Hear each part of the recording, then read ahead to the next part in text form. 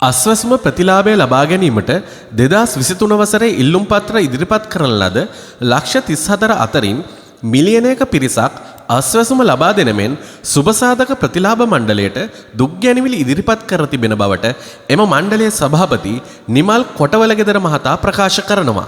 ඒ අනුව පසුගිය 2023 වසරේදී අස්වැසුම සුබසාධක ප්‍රතිලාභයට ඉල්ලුම් කළ ලක්ෂ 34කට යලි ප්‍රතිලාභ ඉල්ලුම් කිරීමට මේ මාස 10 වෙනිදා සිට දෙසැම්බර් මාස 10 වෙනිදා දක්වා කාලය ලබා දී ඇති බව ඔහු සඳහන් කළා.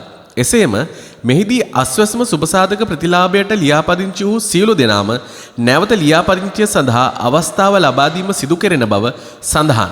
ඒ අනුව මෙසේ අස්වැසුම ප්‍රතිලාභයේ ඉල්ලුම් කරන සියලු දෙනාගේ නැවත සමීක්ෂණ කටයුතු පුහුණුවලත් නිලධාරීන් පිරිසක් විසින් අදාළ ඉල්ලුම්කරුවන්ගේ නිවෙස් වෙත ගොස් සිදු කරන බවට සභාපතිවරයා සඳහන් කළා.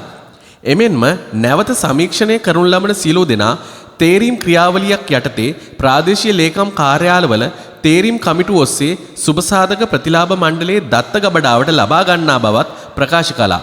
ඒ අනුව දුක් ගැනවිලි ඉදිරිපත් කරන ලද මිලියනයක පිරිස සම්බන්ධව මේ වන විට සුබසාධක මණ්ඩලය මගින් සමීක්ෂණ කටයුතු සිදු කර ඇති බවත් ඔවුන්ටද මෙවර ප්‍රතිලාභය ලබා ගැනීමට ඉල්ලුම් කළ හැකි බවත් ඔහු කියා සිටියා.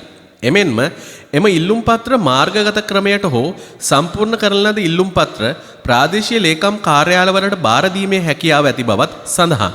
එමෙන්ම අදාළ ඉල්ලුම් පත්‍ර ග්‍රාම නිලධාරී කාර්යාලවලින් ලබාගත හැකි අතර සභාපතිවරයා වැඩිදුරටත් සඳහන් කළේ www.eservice.wbb.gov.lk වෙත පිවිස මාර්ගගතව ඉල්ලුම් පත්‍ර පිරවීමේ හැකියාවද පවතින බවයි. කෙසේ වෙතත් සුබසාධක ප්‍රතිලාභ මණ්ඩලයේ පනතේ විධිවිධාන ප්‍රකාරව වසරක කාලයක් තුලදී යලි ලියාපදිංචි කළ යුතු බව පෙන්වා දෙනවා.